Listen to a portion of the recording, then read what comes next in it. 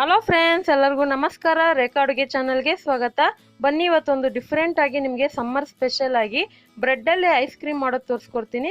ಎಷ್ಟೋ ಥರ ice cream ಇರುತ್ತೆ. ಈ ಬ್ರೆಡ್ ಐಸ್ ಕ್ರೀಮ್ ತುಂಬಾ ಸಿಂಪಲ್ಲಾಗಿ ಈಸಿಯಾಗಿ ನಾವು ಮನೆಯಲ್ಲೇ ಮಾಡ್ಕೋಬೋದು. ಸೊ ಇದು ಹೇಗೆ ಮಾಡೋದು, ಇದಕ್ಕೆ ಬೇಕಾಗುವ ಇಂಗ್ರೀಡಿಯೆಂಟ್ಸ್ ನೋಡ್ಕೊಬರೋಣ. ಇಲ್ಲಿ ಒಂದು ಅರ್ಧ ಲೀಟ್ರ್ ಆಗೋಷ್ಟು ಹಾಲು ತೊಗೊಂಡಿದ್ದೀನಿ, ನಂದಿನಿ ಬ್ರ್ಯಾಂಡೆಡ್ದು. ಸೊ ಗಟ್ಟಿ ಹಾಲೇ ಯೂಸ್ ಮಾಡ್ಕೋಬೇಕಿಲ್ಲಿ. ಮತ್ತು ಇಲ್ಲಿ ಒಂದು 4 ಸ್ಲೈಸ್ ಬ್ರೆಡ್ನ ಸೈಡಲ್ಲಿ ಎಡ್ಜಸ್ ಎಲ್ಲ ಕಟ್ ಮಾಡಿ ಇಟ್ಕೊಂಡಿದ್ದೀನಿ. ಹಾಗೆ ಅಲ್ಲಿ 1 ಟೇಬಲ್ ಸ್ಪೂನ್ ಆಗೋಷ್ಟು ಕಾರ್ನ್ಫ್ಲೋರ್ ತಗೊಂಡಿದ್ದೀನಿ. ಒಂದು ಅರ್ಧ ಟೀ ಸ್ಪೂನ್ ಏಲಕ್ಕಿ ಪುಡಿ ತಗೊಂಡಿದ್ದೀನಿ.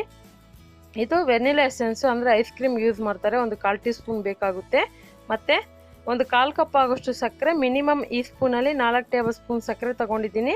ಮತ್ತು ಡ್ರೈ ಫ್ರೂಟ್ಸ್ ಎಲ್ಲನೂ 1 ಟೇಬಲ್ ಸ್ಪೂನ್ ತಗೊಂಡಿದ್ದೀನಿ. ಬಾದಾಮಿ, ಪಿಸ್ತಾ, ಗೋಡಂಬಿ ಎಲ್ಲ ಚಿಕ್ಕ ಚಿಕ್ಕದಾಗಿ ಕಟ್ ಮಾಡಿ ಇಟ್ಕೊಂಡಿದ್ದೀನಿ. ಈಗ ಹೇಗೆ ಮಾಡೋದು ಅಂತ ನೋಡೋಣ ಬನ್ನಿ. ಈಗ ಒಂದು ಸ್ಟವ್ ಮೇಲೆ ಕಡಾಯಿ ಇಟ್ಕೊಂಡು ಅದಕ್ಕೆ ಹಾಲು ಹಾಕ್ಕೊತಾ ಇದ್ದೀನಿ. ಸೊ ಹಾಲು ನೀವು 1 ಲೀಟ್ರ್ ಕೂಡ ಮಾಡ್ಕೋಬೋದು. ಅದು ಸಿಂಪಲ್ಲಾಗಿ ನೀವು ಫಸ್ಟ್ ಮಾಡಬೇಕಂದ್ರೆ ಒಂದು ಅರ್ಧ ಲೀಟ್ರಲ್ಲಿ ಟ್ರೈ ಮಾಡಿ. ನಿಮಗೆ ಇಷ್ಟ ಆದಂದರೆ ಅವಾಗ ಜಾಸ್ತಿ ಕೂಡ ಮಾಡ್ಕೋಬೋದು. ಯಾಕಂದರೆ ಈ ಬೇಸಿಗೆನಲ್ಲಿ ಮಕ್ಕಳು ಮನೇಲಿರ್ತಾರೆ. ಸೊ ಈ ಥರ ಒಂದು ರೆಸಿಪಿನ ಮನೇಲಿರೋಂಥ ಇಂಗ್ರೀಡಿಯೆಂಟ್ಸಲ್ಲಿ ಮಾಡಿಕೊಟ್ರೆ ಅವರು ಕೂಡ ಇಷ್ಟಪಟ್ಟು ತಿಂತಾರೆ. ಸೊ ಇದಕ್ಕೆ ಸಕ್ಕರೆ ಹಾಕ್ಕೊಂಡು ಚೆನ್ನಾಗಿ ಮಿಕ್ಸ್ ಮಾಡ್ತೀನಿ. ಸೊ ಹಾಲು ಕುದೀತಾ ಇರಲಿ ಅಷ್ಟೊತ್ತಿಗೆ ಸೊ ಬ್ರೆಡ್ನ ಪೌಡ್ರ್ ಮಾಡ್ಕೊಳ್ಳೋಣ ಮಿಕ್ಸಿಯಲ್ಲಿ. ಸೊ ಬ್ರೆಡ್ನ ಇವಾಗ ಒಂದು ಮಿಕ್ಸಿ ಜಾರ್ಗೆ ಹಾಕ್ಕೊತಾ ಇದ್ದೀನಿ. ಸೊ ಈ ಥರ ಕಟ್ ಮಾಡಿ ಹಾಕ್ಕೊತಾ ಇದ್ದೀನಿ. ಈ ಥರ ಮಾಡೋದ್ರಿಂದ ಮಿಕ್ಸಿಯಲ್ಲಿ ಪುಡಿ ಆಗೋದು ಈಸಿ ಆಗುತ್ತೆ. ಸೊ ಇದನ್ನು ಪುಡಿ ಮಾಡ್ಕೊಳ್ಳೋಣ, ಅಂದರೆ ಬ್ರೆಡ್ ಕ್ರಮ್ಸ್ ಥರ ಮಾಡ್ಕೊಳ್ಳೋಣ ಸಾಕು. ಜಸ್ಟ್ 1 ರಿಂದ 2 ನಿಮಿಷ ಗ್ರೈಂಡ್ ಮಾಡ್ಕೊಳ್ಳಿ ಸಾಕು. ಇವಾಗ ಆಗಿದೆ, ಇದನ್ನು ಓಪನ್ ಮಾಡಿ ನೋಡೋಣ. ನೋಡಿ, ಕ್ಲೀನಾಗಿ ನುಣ್ಣಿಗೆ ಪೌಡ್ರ್ ಥರ ಆಗಿದೆ. ಇಷ್ಟಾದರೆ ಸಾಕು. ತರ್ತರಿಯಾಗಿ ಆಗಬೇಕಂತ ಏನಿಲ್ಲ, ಅಂದರೆ ದೊಡ್ಡದಾಗಿ ಏನಿಲ್ಲ, ಸ್ವಲ್ಪ ಪೌಡ್ರ್ ಥರನೇ ಆಗಲಿ, ಚೆನ್ನಾಗಿರುತ್ತೆ. ಇವಾಗ ನೋಡಿ ಹಾಲು ಕುದೀತಾ ಇದೆ. ಸೊ ನೀವು ಸಕ್ಕರೆ ಬದಲು ಕಂಡೆನ್ಸ್ ಮಿಲ್ಕ್ ಕೂಡ ಯೂಸ್ ಮಾಡ್ಕೋಬೋದು. ಮತ್ತು ನಿಮಗೆ ಇಷ್ಟಪಡೋದಾದರೆ ಫ್ರೆಶ್ ಕ್ರೀಮ್ ಇದ್ದರೆ ಅದು ಕೂಡ ಹಾಕೋಬೋದು. ಒಂದು 1/4 ಕಪ್, ಅಂದರೆ ಕೊನೆಯಲ್ಲಿ ಹಾಕೋಬೇಕಾಗುತ್ತೆ. ಸೊ ಫ್ರೆಶ್ ಕ್ರೀಮ್ ಇಲ್ದಿರೇ ಇದು ಮಾಡ್ಕೊಬೋದು. ಸೊ ಅದ್ರ ಬದಲೇ ನಾನು ಕಾರ್ನ್ಫ್ಲೋರ್ನ 1 ಟೇಬಲ್ ಸ್ಪೂನ್ ಕಪ್ಪಲ್ಲಿ ನೀರು ಹಾಕ್ಕೊಂಡು ಮಿಕ್ಸ್ ಮಾಡ್ಕೊತಾ ಇದ್ದೀನಿ. ಯಾಕಂದರೆ ಐಸ್ ಕ್ರೀಮ್ ಥಿಕ್ನೆಸ್ಸಿಗೋಸ್ಕರ. ಸೊ ಅದ್ರ ಬದಲು ನೀವು ಕಾರ್ನ್ಫ್ಲೋರ್ ಬದಲು ಫ್ರೆಶ್ ಕ್ರೀಮ್ ಇದ್ದರೆ ಒಂದು 1/4 ಕಪ್ ಆಗೋಷ್ಟು ಹಾಕ್ಕೊಳ್ಳಿ. ಸೊ ಇವಾಗ ಇದು ಹಾಕ್ಕೊಂಡು ಚೆನ್ನಾಗಿ ಮಿಕ್ಸ್ ಮಾಡ್ಕೊತೀನಿ. ಯಾಕಂದರೆ ಅದು ಗಟ್ಟಿ ಆಗ್ತಾ ಇರುತ್ತೆ. ಸ್ಟವ್ನ ಸಿಮ್ಮಲ್ಲೇ ಇಟ್ಕೊಳ್ಳಿ, ಐ ಫ್ಲೇಮಲ್ಲಿ ಇಟ್ಕೊಳ್ಳೋಕೆ ಹೋಗಬೇಡಿ. ಯಾಕಂದರೆ ಅದು ಗಟ್ಟಿ ಬಂದ್ಬಿಡುತ್ತೆ ಕಾರ್ನ್ಫ್ಲೋರ್ ಹಾಕಿದ ತಕ್ಷಣ. ಸೊ ಇವಾಗ ಬ್ರೆಡ್ನ ಪುಡಿ ಮಾಡಿದ್ನಲ್ಲ ಅದನ್ನು ಹಾಕ್ಕೊತಾ ಇದ್ದೀನಿ. ಸುಮಾರು ಒಂದು 4 ರಿಂದ 5 ಬ್ರೆಡ್ ಅಷ್ಟೇ. ಅಕಸ್ಮಾತ್ ನಿಮ್ಮ ಮನೇಲಿ ಬ್ರೆಡ್ ಉಳಿದಿರೋವಾಗ ಈ ಥರ ಒಂದು ರೆಸಿಪಿ ಕೂಡ ಮಾಡ್ಕೋಬೋದು. ಬ್ರೆಡ್ ಕೂಡ ವೇಸ್ಟ್ ಆಗೋದಿಲ್ಲ. ಸ್ವಲ್ಪ ಮನೇಲಿರೋ ಬ್ರೆಡ್ ಉಳಿದಿರಿದ್ರೆ, ಅಂದರೆ ಸ್ವಲ್ಪ ಡ್ರೈ ಆಗಿರುತ್ತೆ, ಪರವಾಗಿಲ್ಲ, ಯೂಸ್ ಮಾಡ್ಕೋಬೋದು. ಸೊ ಬ್ರೆಡ್ ಹಾಕಿದ್ಮೇಲೆ ಸ್ವಲ್ಪ ತಿಕ್ಕಾಗುತ್ತೆ. ಸೊ ಇವಾಗ ಏಲಕ್ಕಿ ಫ್ಲೇವರ್ದು ಪುಡಿ ಹಾಕ್ಕೊತಾ ಇದ್ದೀನಿ. ಏಲಕ್ಕಿ ಫ್ಲೇವರ್ ನಿಮ್ಗೆ ಬೇಡ ಅಂದರೆ ಸ್ಕಿಪ್ ಮಾಡ್ಕೋಬೋದು, ಹಾಕಿದ್ರೆ ತುಂಬ ಚೆನ್ನಾಗಿರುತ್ತೆ. ಸೊ ಇಲ್ಲಾಂದರೆ ಏಲಕ್ಕಿ ಪುಡಿ ಇಲ್ಲಾಂದರೆ ಪುಟ್ ಕೂಡ ಹಾಕೋಬೋದು. ಸೊ ಇವಾಗ ನೋಡ್ತಾ ಇರ್ಬೋದು, ಇಷ್ಟು ತಿಕ್ನೆಸ್ ಬಂದರೆ ಸಾಕು.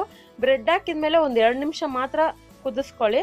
ಈಗ ಫುಲ್ಲು ಕಂಪ್ಲೀಟಾಗಿ ಆರಕ್ಕೆ ಬಿಡಬೇಕು. ಆರಿದ್ಮೇಲೆ ನೀವು ಈ ಎಸೆನ್ಸ್ ಹಾಕೋಬೇಕು. ಈ ಐಸ್ ಕ್ರೀಮ್ ಎಸೆನ್ಸ್ ಇಲ್ಲಾಂದರೆ ಪರವಾಗಿಲ್ಲ, ನೀವು ಇದ್ದರೆ ಹಾಕ್ಕೊಳ್ಳಿ. ಯಾಕಂದರೆ ಹಾಕಿದ್ರೆ ಅದು ಐಸ್ ಕ್ರೀಮ್ ಫ್ಲೇವರೇ ಚೆನ್ನಾಗಿ ಬರುತ್ತೆ. ಸೊ ಇವಾಗ ಡ್ರೈ ಫ್ರೂಟ್ಸ್ ಕೂಡ ಕಟ್ ಮಾಡಿ ಇಟ್ಕೊಂಡಿದ್ನಲ್ಲ, ಈಗ ಒಂದು ಬಾಕ್ಸ್ ತೊಗೊಂಡಿದ್ದೀನಿ. ಸೊ ಆ ಬಾಕ್ಸಿಗೆ ಡ್ರೈ ಫ್ರೂಟ್ಸ್ ಹಾಕ್ಕೊಂಡು, ಮತ್ತು ಇವಾಗ ಏನು ಐಸ್ದು ಇದಿದೆಯೋ ಅದನ್ನು ಹಾಕ್ಕೊತಾ ಇದ್ದೀನಿ. ಸೊ ಇದು ಹಾಕ್ಬಿಟ್ಟು ಅದ್ರ ಮೇಲೆ ಮತ್ತೆ ಡ್ರೈ ಫ್ರೂಟ್ಸ್ ಹಾಕಬೇಕು. ಅದೇ ಥರ ಒಂದು 4 ಲೇಯರ್ ಮಾಡ್ಕೊಂಬನ್ನಿ.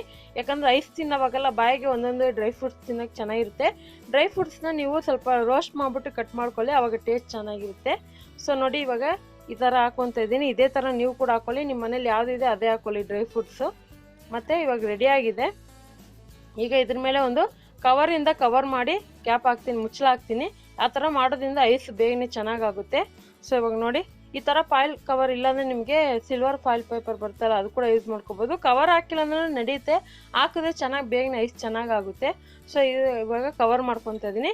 ಇದನ್ನು ಫ್ರೀಝರಲ್ಲಿ ಮಿನಿಮಮ್ ಒಂದು 6 ರಿಂದ 8 ಅವರ್ ಬಿಡ್ತೀನಿ. 8 ಅವರ್ ಬಿಟ್ಟರೆ ಸಾಕು. ಸೊ ಇವಾಗ 8 ಅವರ್ ಆಗಿದೆ. ನಾನು ಸಂಜೆ ಮಾಡಿದ್ದೆ. ಸೊ ಮರುದಿನ ಇವಾಗ ನಾವು ಸರ್ವ್ ಮಾಡೋದು ತೋರಿಸ್ತಾ ಇರೋದು. ಸೊ ಇವಾಗ ಇದನ್ನು ಸರ್ವ್ ಮಾಡ್ಕೊಳ್ಳೋಣ.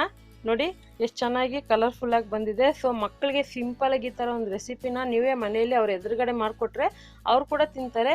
ಸೊ ಇದೇನು ಅನ್ಹೆಲ್ತಿ ಇಲ್ಲ, ಹೆಲ್ತು ಒಳ್ಳೆಯದೇ.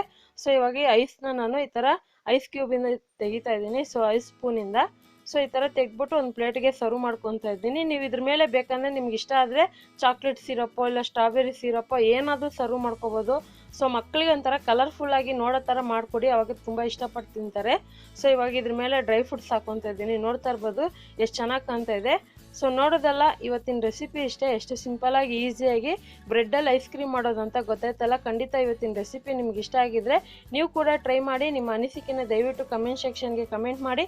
ಮತ್ತಷ್ಟು ಈಸಿ ರೆಸಿಪಿಗೋಸ್ಕರ ರೇಖಾ ಅಡುಗೆ ಚಾನಲ್ನ ಸಬ್ಸ್ಕ್ರೈಬ್ ಮಾಡಿ, ಶೇರ್ ಮಾಡಿ, ಲೈಕ್ ಮಾಡಿ. ಈ ವಿಡಿಯೋ ನೋಡಿದ್ದಕ್ಕಾಗಿ ಎಲ್ಲರಿಗೂ ಧನ್ಯವಾದಗಳು.